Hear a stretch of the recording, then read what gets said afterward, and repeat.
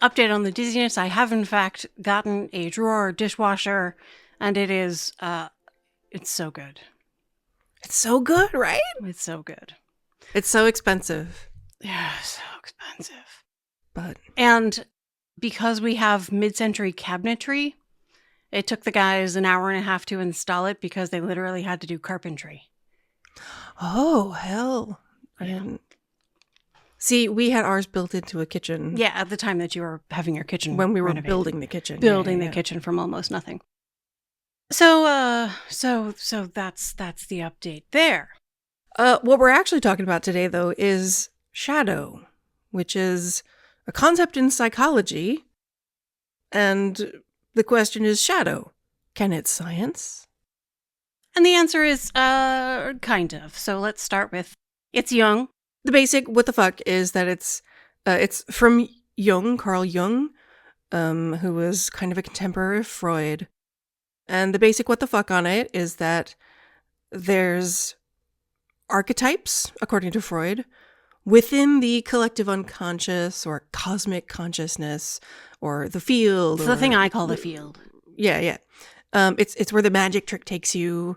It's the psychological place where the parts of yourself that are incompatible with the story of who you are.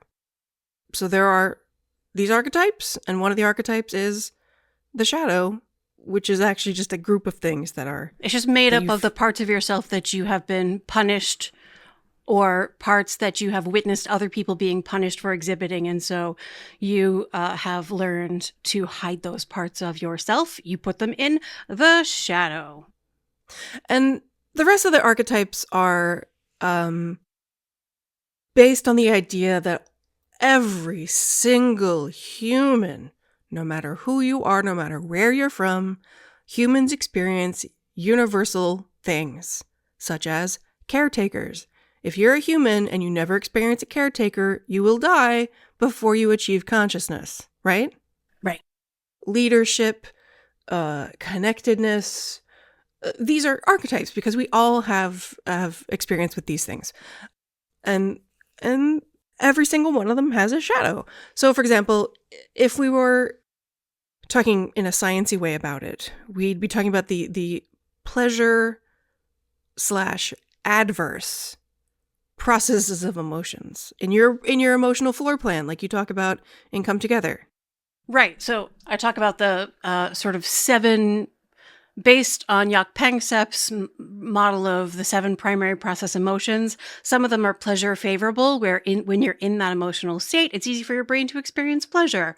Those are lust and seeking or exploration, curiosity, and play. Approach. And usually care. These are, well, we can't say they're the approach motivations because rage is also an approach motivation, but it's approach to destroy as opposed to approach to explore, approach to express affection, etc. Things that we would describe as having positive valence. Yeah, which is why they're the pleasure favorable ones. Okay, yeah. And then there are the 3 that in our culture we are almost universally taught do not belong in what I'm going to call polite society. And those are fear and rage. Those will be familiar to anybody who's ever learned fight or flight. Fight is the rage space in your emotional brain. Fear is the flight space. And the third one, which we talk about even less, and that's panic grief. So panic grief is sort of the flip side of care. It's about being isolated. If you think of an infant who the only thing that, like, they're well fed, they're clean, they're just lonely. Yeah. And so they express panic because when you're an infant, your life literally depends on your adult caregiver coming when you need them. And so if you're alone for too long, you start to panic and you make the baby panicking noises. And if that continues for too long, at a certain point, your brain as a baby is going to push you off an emotional cliff into the pit of despair. And that is the grief side of this emotion that Jaak Panksepp calls panic grief. So this is where depression lives, obviously. Yeah. And usually, I cannot tell you how many people who were raised as girls look at the emotional floor plan, they see the list of emotions, they try and think into like, what does it feel like? What puts me in that space? What does that space feel like? What pulls me out of that space? And they're like, I think I just don't have a rage space. Yeah. That was me 20 years ago. A lot of AFAB people, rage is this like Monica's closet full of just unsorted big tubs of it's not fucking fair. What does Monica's closet mean? Oh, so on Friends, there's an episode. Monica from Friends is a character who's very organized and tidy, but she has this closet. It's like a closet of shame. Shame is actually panic grief rather than rage, but where she hides everything that doesn't belong. So your shadow is your Monica's closet of personality traits, life experiences, emotional responses. And for a lot of people, everything they've ever experienced that goes in rage is hidden from themselves in their shadow. Does that make sense? Yeah. So in Jung's framework, it's more about kind of personality traits, characteristics. So, but it is all about flip sides. So, you know, a leader is an archetype, and the flip side of that would be, you know, a dictator. Which is a dick made of potatoes. The flip side of I don't have them in front of me, sorry, but it's about flip sides. Let's pause and you look them up. Let's pause and I'll look them up. Jung. And to be clear, this whole archetype thing, no, it is not science. In the Transcending episode, we talked about how science cannot science the field directly yet. So this archetype thing is like a model, it's a heuristic, it's a way of thinking about culture and relationships and personality. So don't take it too science and literal. Take it as a metaphor. Okay, so we have leadership and dick made of potatoes. And the sort of the liberator, which sometimes we see as the outlaw archetype of somebody who lives, you know, outside of the law, but like carving their own path. The shadow of that is the criminal. The sage, the part of you that is wise.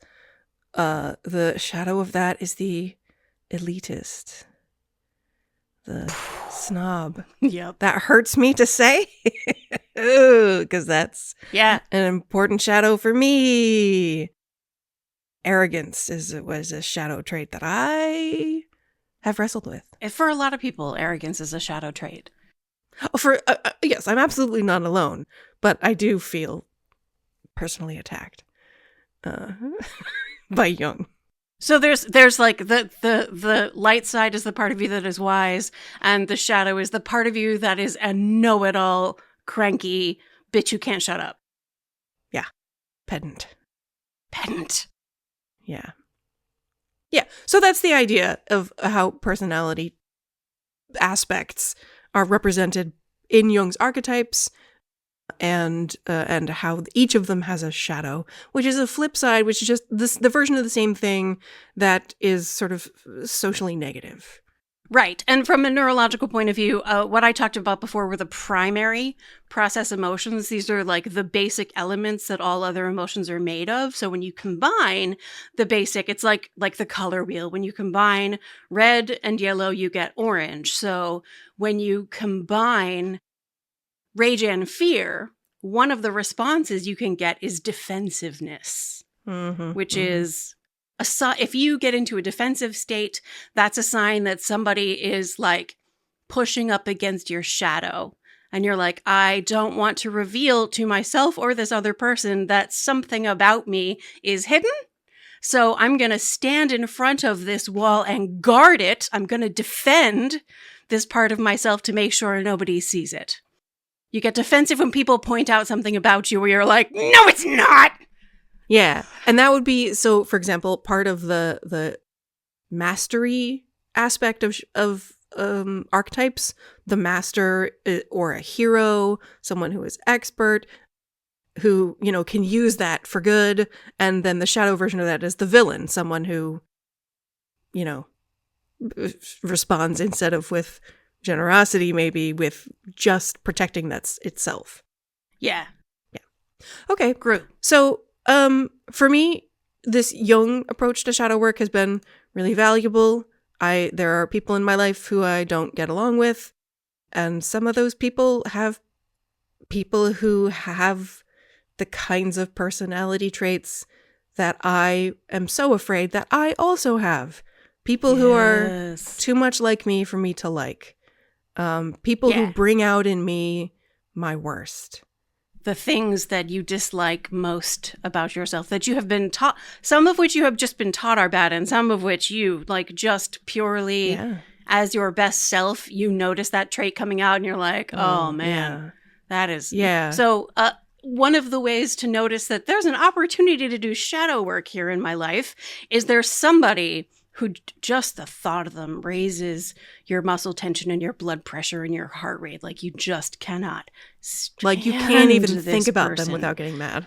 Yeah. That person is a mirror who reflects back at you the things you like least about yourself. Yes. The things that you have been punished for. So a lot of the ways that discrimination works. Even if only punished by yourself. Yeah, but often punished by the external world. Fat people. External world. Man, when you have a feeling that happens inside you, when you see a person whose body does not conform with the culturally constructed aspirational ideal, when you feel that feeling, that's your shadow saying, you better not let that be you. Or if it is you, you better be ashamed of yourself and try to put on a performance that shows people how you are trying hard not to be that thing. That's your shadow. Oh, and then you get rewarded for it. For showing that you're trying hard not to be that thing. You often get rewarded for punishing or torturing people who are not part of the mainstream. That's what bullying is when you're mean to somebody and everybody around you rewards you with laughter and back pats and right? So there is a sort of collective shadow. And when we attack someone who activates the shadow inside us, like we all together reinforce the idea that, that doesn't belong here in the human community. Yeah. Which is why laughter and making fun of the things that truly don't belong, that's why comedy is one of the most powerful tools against autocracy. Yeah. Is because we're shining a light on the shadow itself. So really what we're talking about here is why to do shadow work. Why to reflect on how shadow is maybe interfering in your thriving or preventing you from being your best self. So if you're spending a lot of time feeling those three pleasure adverse spaces, fear, grief, and rage. Fear, grief, and rage. And let me make it clear that rage includes hate. Rage is the emotion that's about moving toward to destroy. Fear is about running away from something, moving away from something to avoid because it can hurt you. And grief is about feeling isolated and trapped. Mm-hmm. And it is real. It is a normal part of the human experience, and it is the most dangerous one to get stuck in. So if you recognize in yourself an experience that's like, oh, I feel isolated and trapped. I feel like I'm alone and I can never be connected. First of all, it's not true. You're listening to our voices. You are therefore connected. Hi. That doesn't make the feeling any less true. And it makes it the most important one to process so that you can transition out of it into a different state. So that you can, live joyfully, have access to the pleasure favorable emotions. That's if you're experiencing those real chronically, that's a reason to do shadow work. If you have patterns in your life that seem to repeat over and over again, like if you feel cursed in any way because like all your relationships end and they all end the same way, there might be a part of you that is recreating it because your shadow, but you can't see it because it's your shadow. You can tell it's a pattern because it repeats in different circumstances. Like it happens at work and then it recapitulates itself in your personal relationships. for example. Right. If you feel another reason to do shadow work, if it feels like there's something wrong that you can't change and you maybe can't even clearly identify it, and we're not talking things that are outside your locus of control. So no individual can change the political landscape. That requires all of us. So it will probably feel like there is something wrong that you can't change, but sometimes you can't change it because it truly is outside your locus of control. But is there a piece of something that's wrong that is within your locus of control? And then the last reason I think why it can be important to be like, oh, it's time for me to go and explore the parts of myself that I have been shamed and judged for, is if you have, and this is a feeling we have had. The reason it's on the list is because it is a thing. Am I autistic or am I an And he asshole? literally wrote a song about it. Divergent or just introverted? You worry. Am I sensitive or just spectrum-y? How do we explain what my weirdness is? Am I autistic or am I an asshole? If you're worried you're an asshole, Okay, that's the song. or anything that you do not wish to be, I'm worried I might be exactly the thing I don't want to be in the world. By the way, the answer to the question in the song is ¿Por qué no los dos? Yeah, sometimes asshole. Why not both? Every day, Yeah, every for sure. second, autistic. Yeah. Okay. Yeah. So, okay, wait. So reasons to do shadow work where you're experiencing fear, grief, and Yeah, rage. you're stuck in the which pleasure, includes hate, adverse feelings, and you need to move through them. that prevent you from living with joyful, thriving abundance. Yeah, being stronger than the fire. Like, if the fire's consuming you, shadow work can help you. Yeah. Number 2 was chronic patterns that you recognize of like problems that seem to be like repeated like in a variety of circumstances. How could it possibly be that my romantic partner and my boss are the same kind of dickhead? For example. Yeah. Maybe it's me. Maybe I'm the problem. So 3 was you felt like there's something wrong that you can't change. Yep. And the 4th was that you might be the asshole. Or some Am I other the thing asshole? that you're worried that you truly do not want to be that, and you're worried that maybe you were racist. Yeah. And a Reddit thread answers you, yeah, you're maybe the asshole. I'm afraid I did something that was a racism. What do? Shadow work. Yeah. I'm afraid maybe I did a fat phobia. What do? Shadow work. Shadow work. Yeah. There are times when not to, like, we're not talking about beginner stuff with shadow work. We have actually delayed making this episode for a long time. A long time. We've been talking about it. I talked about it for like 8 weeks on when I did lives. I talked about it. Oh yeah, we're making this shadow episode. And it's August now. And the reason it took so long, well, there's any number of reasons why it took so long. Maybe our shadows were stopping lots us. of reasons. But Mine weren't. I texted every week, shadow FSP this week. And you were like, I migraine. And you were like, not today. But I And mean, you were I like, have been getting a lot of migraines lately. So if your shadow is made from trauma, neglect, or abuse, but this idea appeals to you of turning toward the dark and difficult places, you're going to start with a professional. You're going to start with a helping professional. Yeah. Rather than go there alone. And if you suspect, maybe this shadow is made from trauma, neglect, or abuse, don't start alone. Get help before you start. Because, shadow work is hard. It's confronting. It's very confronting. I mean, by definition. I mean, that's the point. Yeah. If another reason when maybe shadow work is not the right approach, if the problem you're trying to solve, like if you feel stuck or trapped in a situation, if that problem exists literally in the physical world and can be changed by changing your place in the physical world, changing your external circumstances, shadow work will change your internal circumstances, which will in turn change how you interact with the world and thus change your external circumstances, but it changes your internal circumstances. If your problem is made up of your external circumstances, change your external circumstances. That I'm not saying this is easy, but I'm saying it is a necessary part of the process. If you're in a job Yes. that is dragging you under, I know this is easier said than done, but find a different job, leave that job. If you're in a relationship that is just dragging you under, shadow work can help you, but you got to leave the relationship.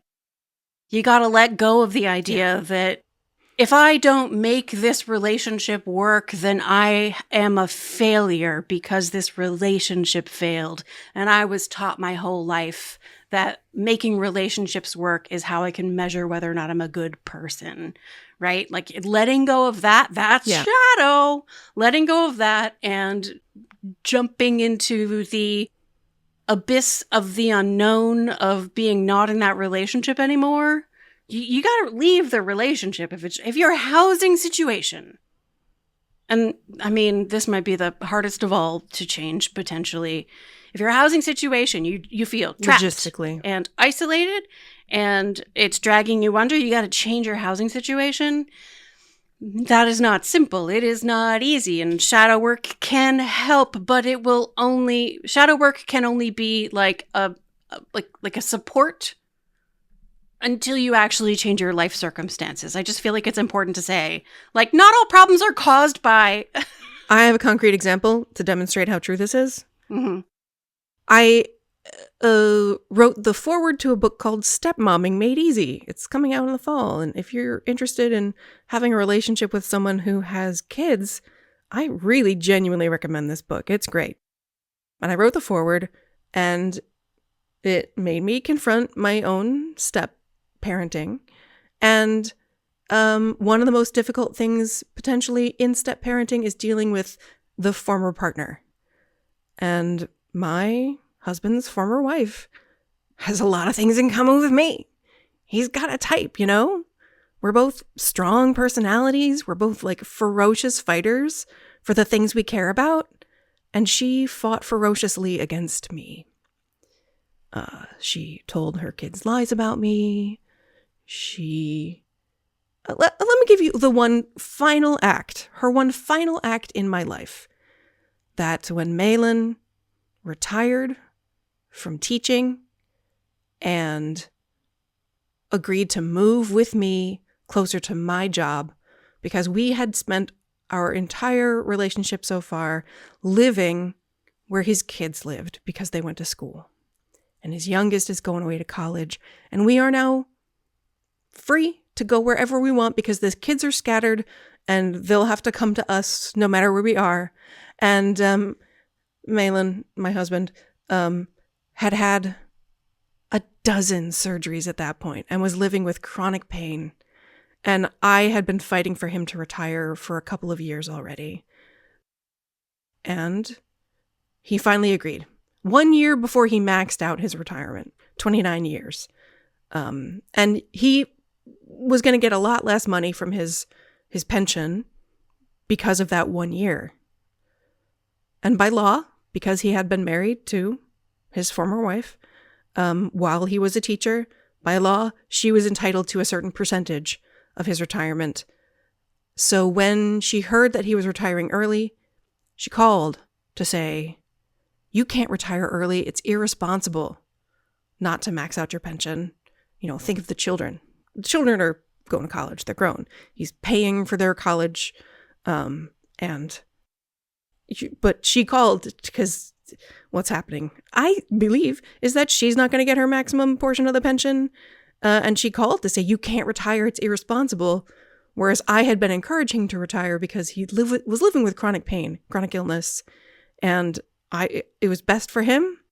And she was fighting for her side and I was fighting for my side.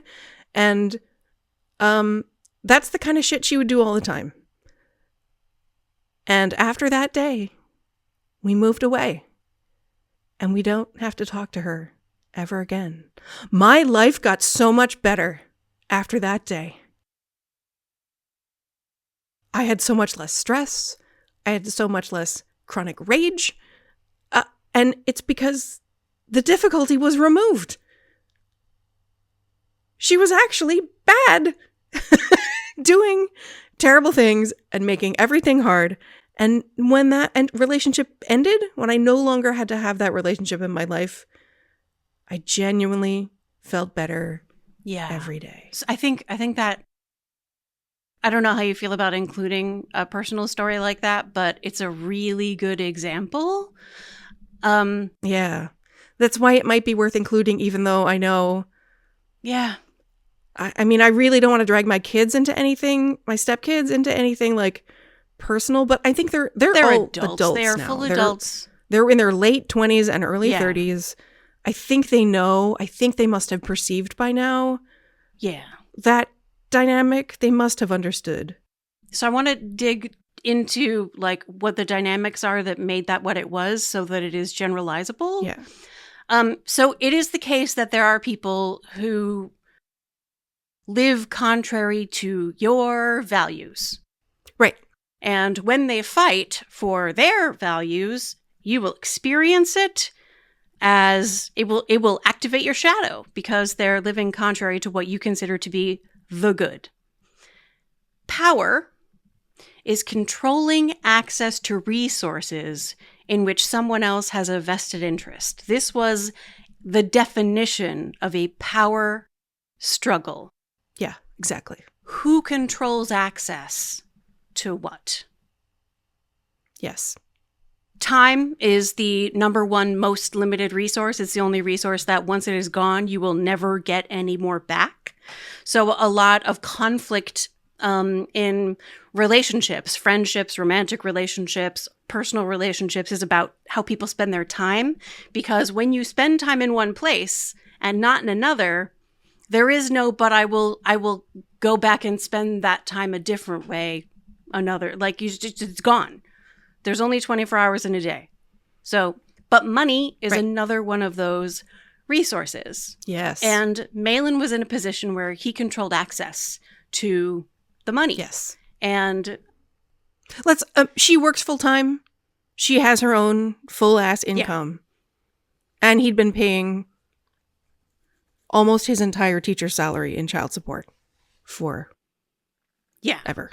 It was an enormously generous situation for her, though whether or not she perceived it that way. Right. So, but I want to indicate that like what's happening here is that there's people whose values are organized differently from yours, and you are struggling over controlling access to a pretty limited resource. And it's also, like, we can add in the complexity of the time because you wanted to spend time with your husband. She did not.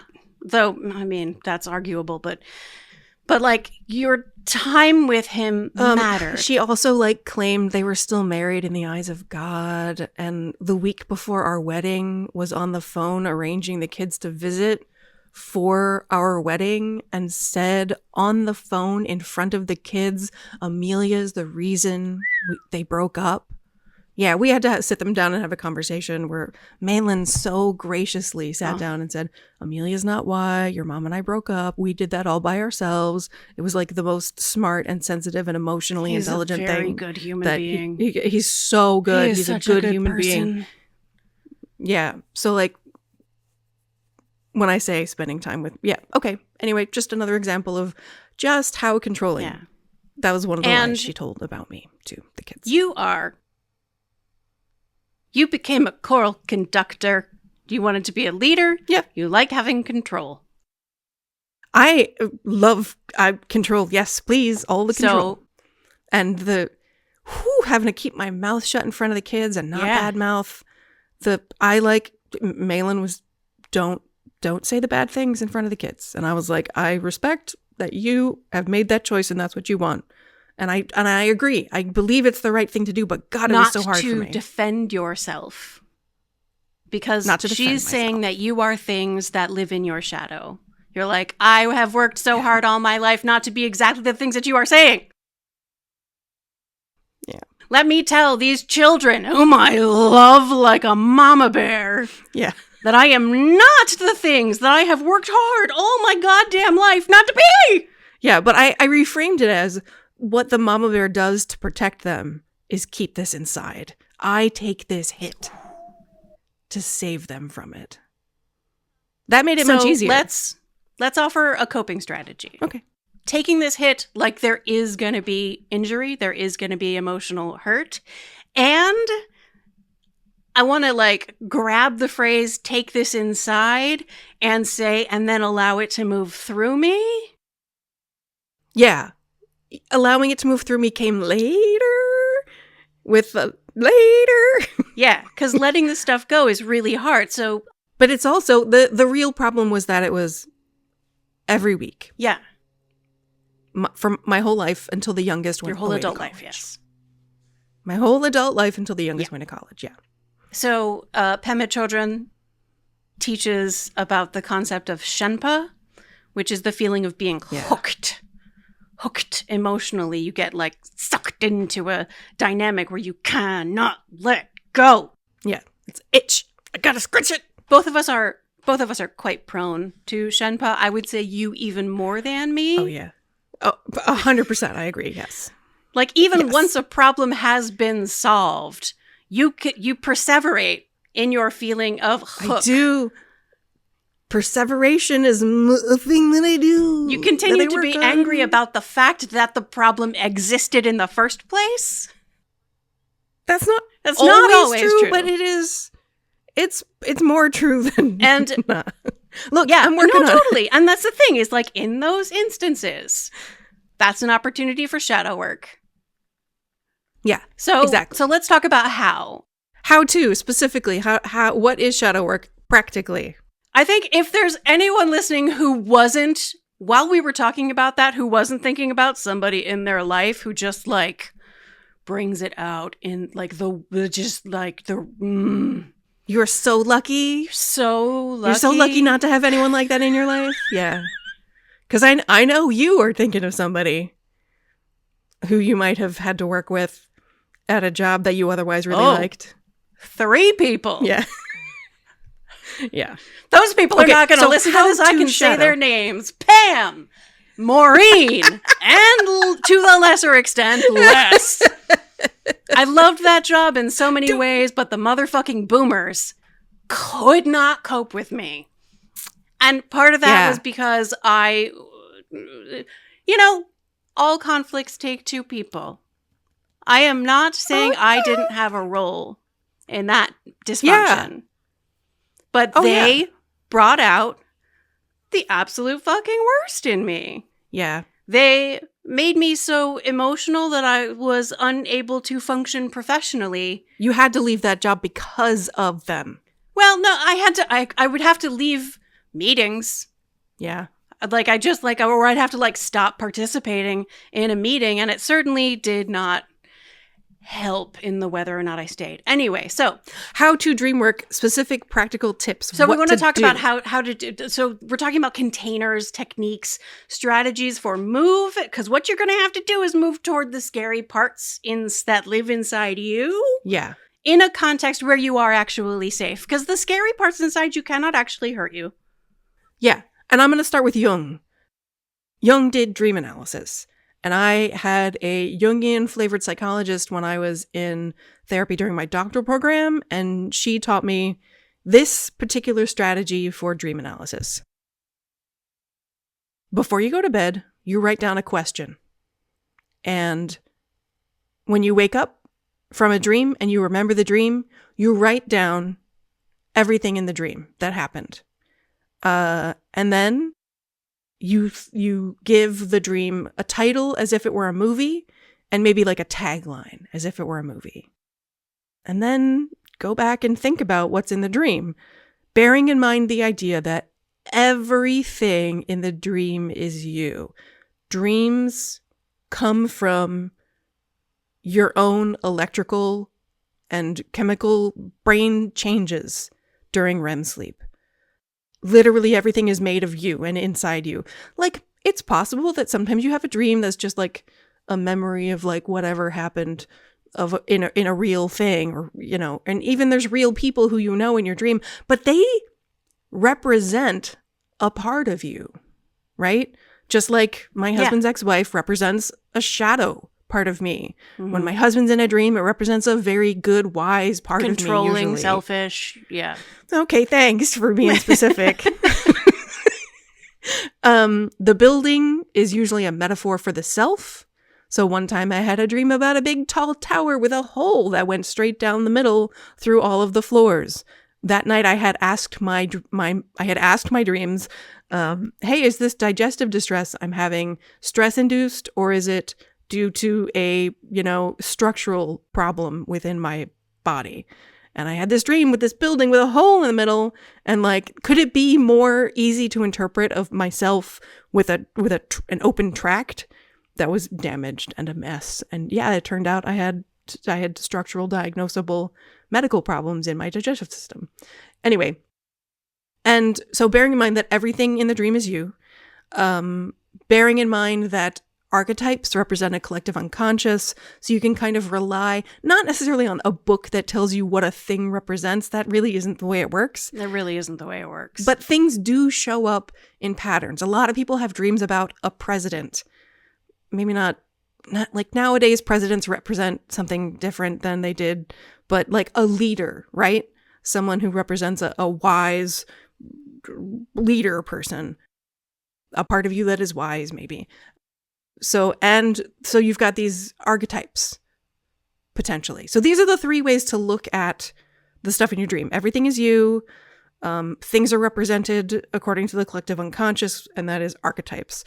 But also your perception of those things, right? Make sense? I need an example of that. Well, the president was an example of an archetype. Right. And your perception of the building with the hole that went all the way through it, and there was obvious like damage and broken. Buildings are representations of the self. So that's an archetype. And your strong emotional response to what was happening down there in the hole was like, oh, shit is broken. Yeah. Oh no. Yeah. Oh no. Everything's wrong. Why are we living in a building like this? We've got to fix it. There you go. Yeah.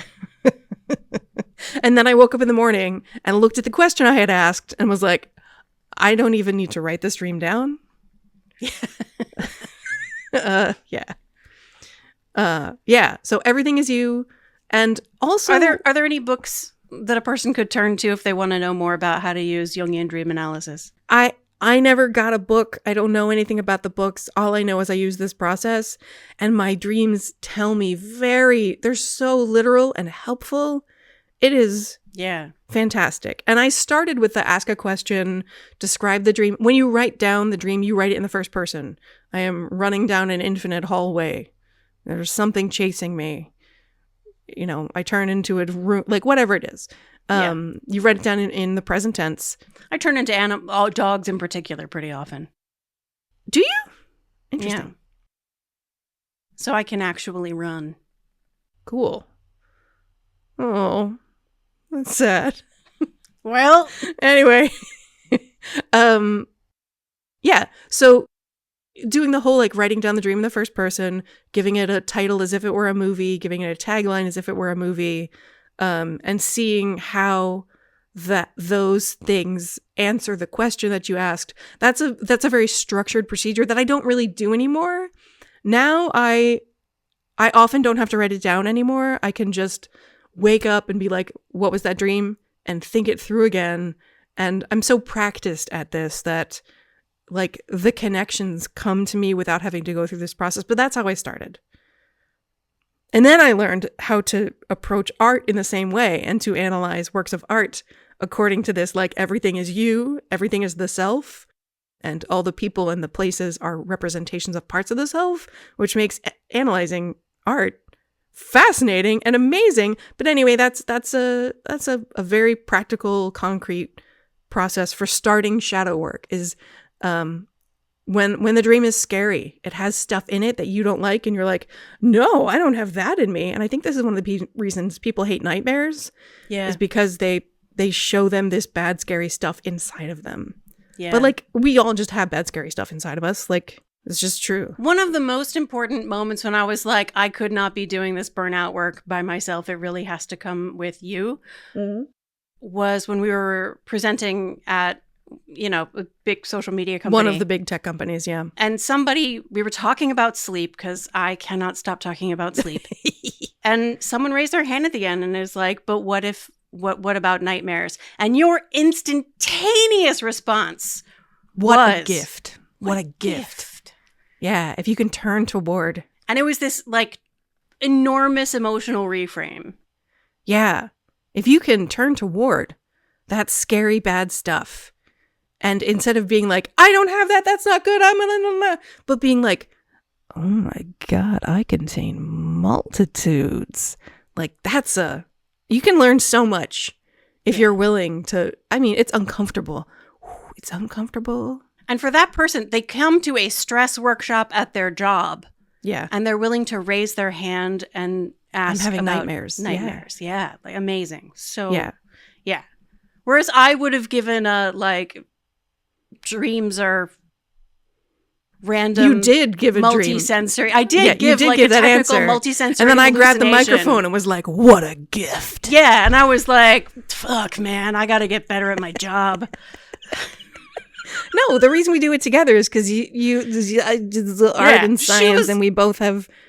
But I gave the answer she needed. Benefited much more from your answer than from my it's a multisensory, deep, profound hallucination generated from random firing in your brain during REM. Right, you allowed her to be neutral, and I was like, or maybe it could be the thing that makes the rest of your life so much better. Okay, so dream work is one way to do shadow work. Is a practical thing you can do. Another one is a therapeutic intervention, and I actually am going to mostly be read No Bad Parts by Richard Schwartz. This is internal family systems work, or parts work is how a lot of people talk about it, where every internal experience you have is a part of you, and your emotional job, it happens all in your imagination. You unblend, you get some observational distance from that part, and allow it in your imagination to be personified as something. So, for example, my anxiety is personified as a woman whose hair is made of fire. Mm-hmm. And she's in a panicked emotional state. So I take a step back. So the anxiety is actually happening in my body when this happens, but I can take one step back and witness my anxiety and allow it to become personified in my mind. And she's running around with her hair is literally fire. And what she wants me to do is put out the fire. But what she needs me to do is find a way to allow her to be calm. Because her natural state, the reason she exists is for her hair to be on fire. Because it is sometimes the case that there's something badly wrong. But her hair being on fire is not the thing that's badly wrong. She can live forever that way. So there are different kinds of parts that you're going to meet. My anxiety is a protector. Usually your protectors are there to protect your exiles. And both your protectors and your exiles may be part of your shadow. Your exiles are usually very young parts. They are the parts that have been the most badly injured. And your protectors are there to protect the exiles from your day-to-day life. They're there to make sure you don't get fucking triggered. I'm just going to add here that dream work is a lot like parts work, except very much. This kind of established recurring cast of characters is inherent to parts work, and dream work is not like that. It's whatever happens to Not me. everybody has a recurring cast of characters. Like the way I have developed relationships with my anxiety and my depression and my suicidal thoughts. Like my depression is my blueberry pie. My suicidal thoughts are the zombie leprechaun I've talked about before. Yeah, I don't have any of that. I have built relationships with parts of myself that seem to be kind of sort of permanent. Yeah. There's actually I listened to a podcast about IFS and autism, and some allistic IFS practitioners are like, meet the autistic part of yourself. And autistic IFS practitioners were like, nope. So when you create distance, when you unblend from your parts, you are yourself with a capital S. This is you are self, right? Yeah. Oh, I see. Yes. And the self is autistic. So So I'm glad that conversation sort of has happened, and it's spreading more and more among the IFS practitioner community that, like, when you have an autistic client, the self is autistic. It is not a part. Yeah. The way you relate to your parts, or like the nature of your parts, may be different because yourself is autistic. But, like, for example, I can do IFS work for an hour and a half at a time, literally just like lying in bed, having emotional experiences, crying, sometimes sobbing hard, just having a relation, turning with kindness and compassion and curiosity toward my own parts. So you talk to your parts and you ask questions like, what is your job? What is your role here? Why are you here? How old do you think I am? I've had parts that think I'm in the 4th grade. And I have the wonderful opportunity of updating them that I am 48 years old. I made it deep into adulthood. I got 3 academic degrees. I wrote a whole bunch of books. I married somebody amazing. Like, look, I did it. And therefore you can trust me, part, to be able to cope with this. And you can go on vacation. And the parts are usually so exhausted from working so hard to solve a problem that hasn't existed since I was 9. Right? The part of you that smacked me in the face with a baseball bat. Which happened in the 4th grade. But I didn't, like, there's no part of me that did that. Anyway. Anyway. Like, I'm not going to be able to give you a full rundown of how to do IFS. You're going to need to read a book or talk with a professional about it. Okay. So another way to do shadow work is just think about people you either hate or worship. And and we've already talked a lot about, like, how the people you hate are mirrors that only show you the parts of yourself that you like the least, and learning to turn toward those parts with kindness and compassion, recognizing that, like, all traits live inside everyone. And just because you long to be universally kind and compassionate, non-judgmental, doesn't mean you always will be. Very, very quick example, on WeRateDogs recently, Matt, who's the guy who runs WeRateDogs, talked about a post from a Humane Society volunteer who found a Chihuahua in a crate left on the side of the road, a suburban road with a sidewalk. Dog in a crate with a bag of, like, food and toys and everything just left there. And a lot of people were like, can you believe someone would just leave their dog there? And they believe they're acting from, like, their righteousness about protecting animal welfare. Yeah. And Matt, being truly excellent human being, said, I absolutely can believe somebody would do this. We offer no support for people who are in a dire situation and can no longer provide their animals the home they need. And this person left this dog in a place where there's a lot of traffic. They're going to be found very soon. And they left everything that dog needs to thrive. The dog was taken immediately to a shelter, was found to have a lot of very expensive medical needs.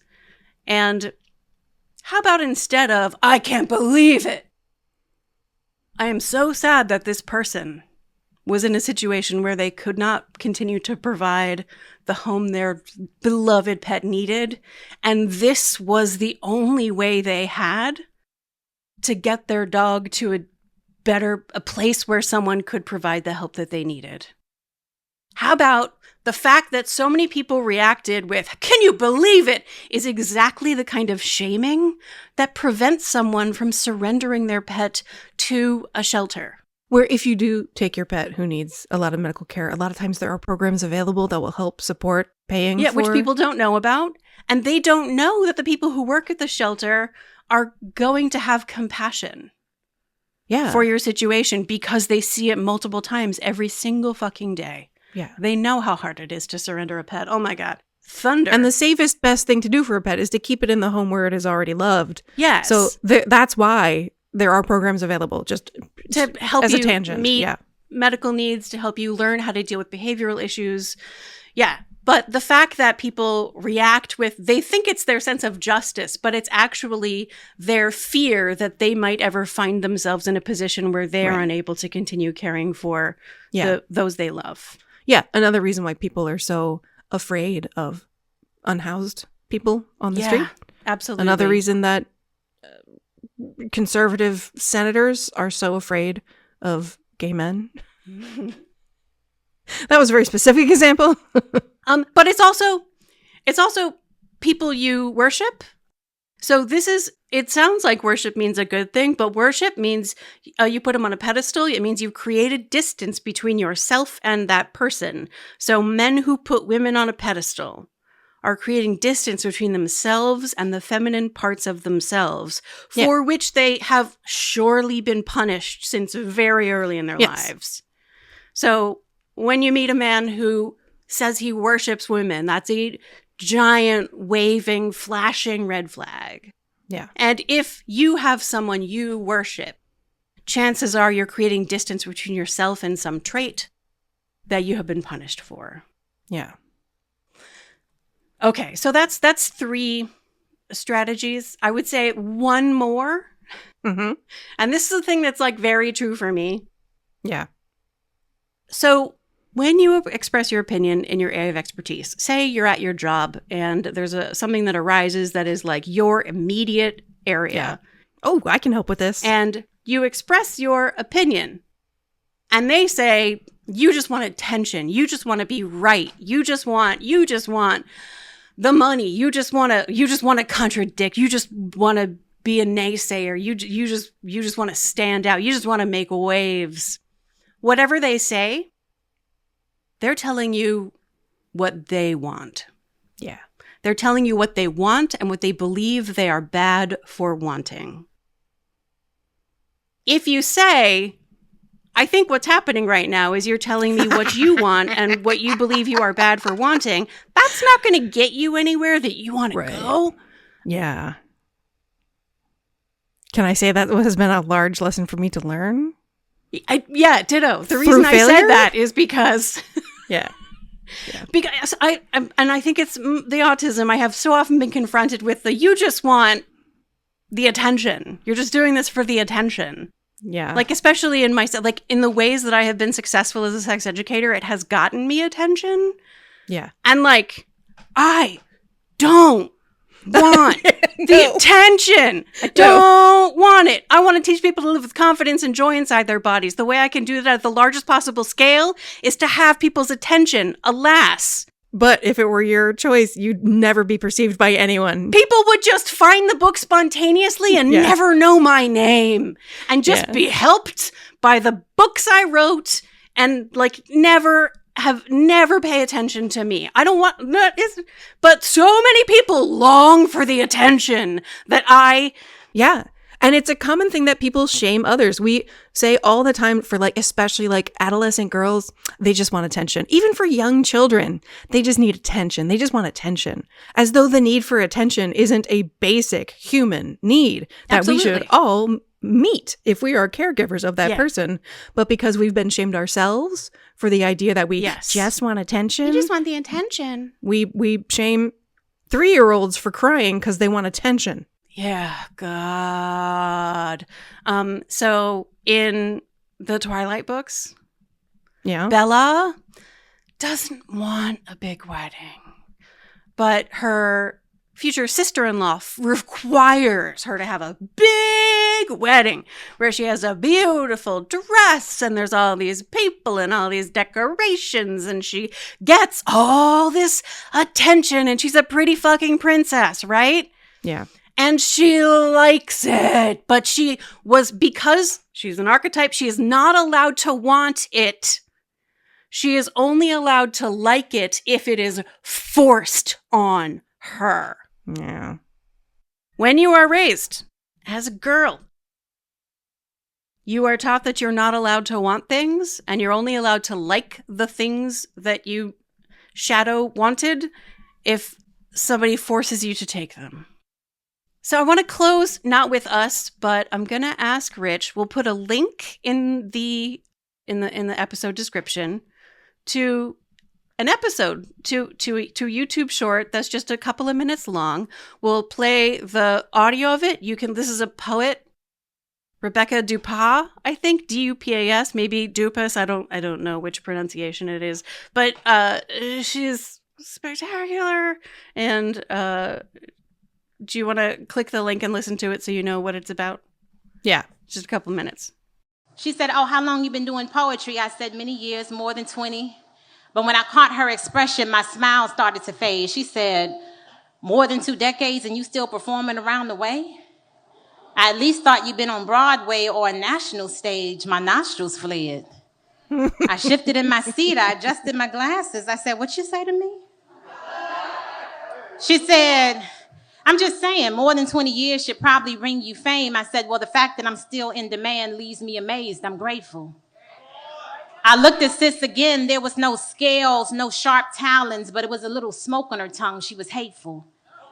She said, how old are you? I took a long look around the room. I was hinting at sis to go on and move. I was trying not to be rude. I said, I'm in my early 40s. She said, true. I don't see no ring. I said, no, baby girl, not yet. She said, oh, so you ain't meet nobody who wanted to take you off the market? I said, well, of the few men that I dated, there was one I thought I would be with for life, but it didn't work out that way. She said, another independent woman who can't find her Mr. Right. I said, sis, you want to fight?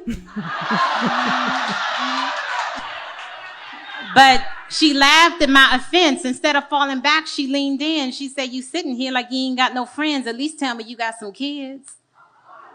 I said, I don't have no time for this. My life is beautiful the way that it is. She said, oh, you one of them. I said, one of who, friend? She said, you the type to meet a grim reality with toxic positivity. You sitting there like you never wanted to be mommy or wifey. I said, you're talking to a woman who has a radical acceptance for whatever God has for me. I said, honestly, I'm at peace. And I remembered I didn't even have to be in this woman's vicinity. I started to gather my things up quickly. I said, for the record, I didn't enjoy your company. But since you forced yourself upon me, the least you can do is tell me your name. Sis gonna say same. I said, same as what, girl? Stop playing. She said, same as the woman that I'm talking to, boo. She said, sis, I'm you. I'm the dark corners of your brain. I give voice to what your subconscious be saying. She said, you met a lot of hurt people who wanted you to feel the same. You used to ignore it, but now in the quiet corners of your day, you start to regurgitate all of the negative things they used to throw your way. She said, look around, sis, I'm not even here. But I'm glad that you can hear your inner thoughts really are that rude. You need to get to therapy and get them people's opinions up off of you. Because I know your life is beautiful, but the question is, do you? She said, right now, you sounding like your own biggest hater. And I wanted you to know that until you let their opinions go, you are the only dragon that needs slaying. Thank y'all. The title of the poem is How to Slay a Dragon, and it says in a couple of minutes what it took us an hour to describe, which is what poetry is for. That's what poetry's for. And with that, we did it. We finally recorded the Shadow episode. Just two and a half months later. Yep. All right. Cue the ukulele. ukulele.